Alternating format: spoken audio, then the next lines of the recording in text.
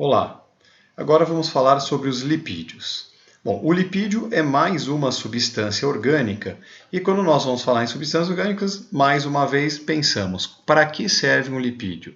Bem, os lipídios, pessoal, eles têm algumas funções importantes, ou seja, a primeira delas, eles servem como reserva energética. Lembre que essa é também uma função atribuída aos carboidratos, aos polissacarídeos. A diferença é que os lipídios são reservas energéticas mais duradouras. O nosso corpo, quando quer reservar energia por mais tempo, ele guarda na forma de lipídio, por menos tempo na forma de carboidrato. Uma outra função dos lipídios é isolante térmico. O que vem a ser o isolante térmico? Bom, animais que mantêm o corpo aquecido, como as aves e os mamíferos, precisam diminuir a perda de calor, porque para gerar calor gasta-se energia. Então, quanto menos calor se perde, menos energia se gasta, menor é a necessidade de alimentação. Animais que vivem em ambientes frios, como ursos polares e baleias, tem camadas muito espessas de gordura sob a pele, justamente para isolar termicamente o seu corpo. Uma outra função importante dos lipídios é uma função estrutural. Eles servem para construir algumas estruturas do corpo.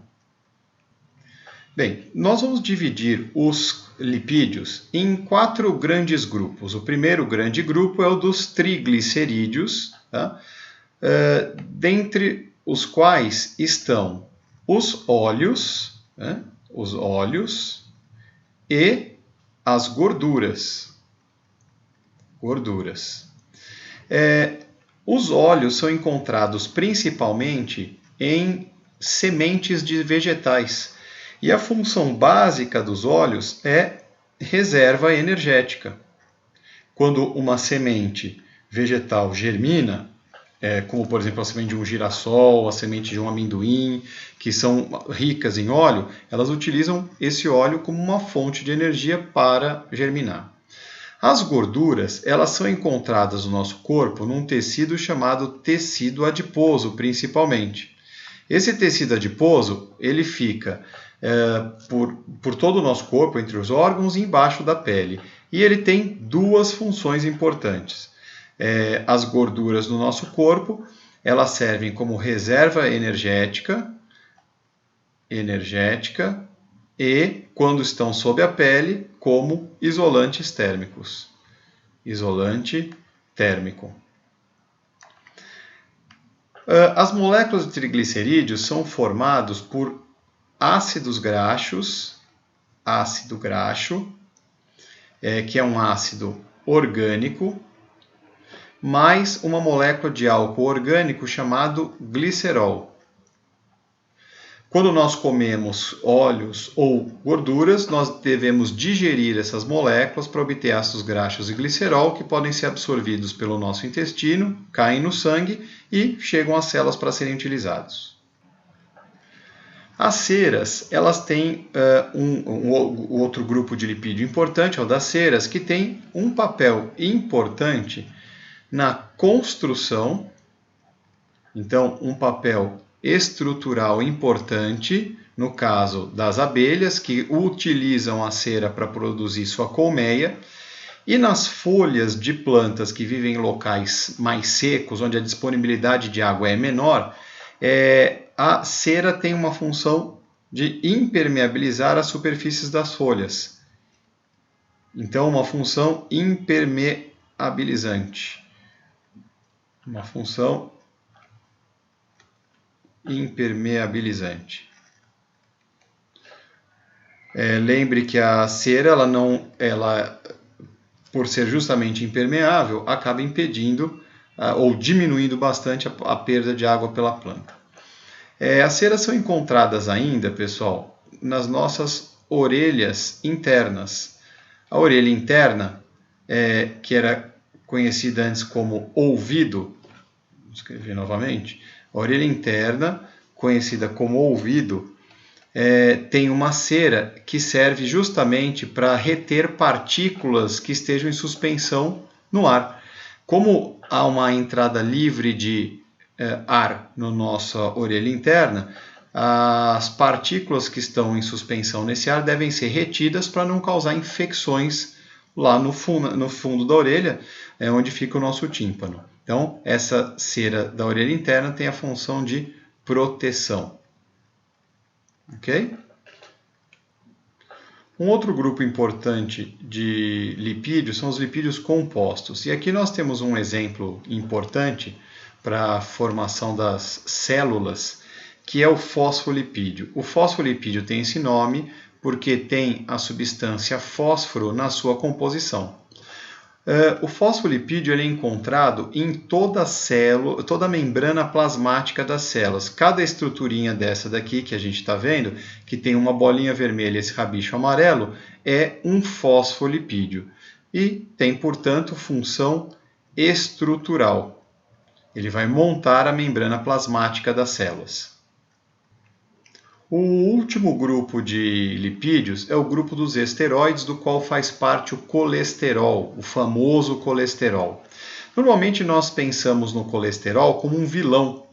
No entanto, o colesterol é fundamental para algumas estruturas do nosso corpo e algumas atividades orgânicas. Por exemplo, aqui na membrana plasmática, essas estruturinhas representadas aqui em hexágonos amarelos, são moléculas de colesterol. E na membrana plasmática, apenas das células animais, nas quais eles aparecem, nas células vegetais eles não estão presentes, a função deles é aumentar a resistência, a rigidez dessas membranas. Então, a membrana fica mais resistente graças à presença de colesterol. Uma outra função do colesterol é a produção de bile, que é uma substância, um suco digestivo que nós utilizamos no nosso intestino. Ele é produzido no fígado, liberado no intestino e utilizado no intestino para auxiliar na digestão de lipídios. A terceira função do colesterol é a produção de hormônios esteroides.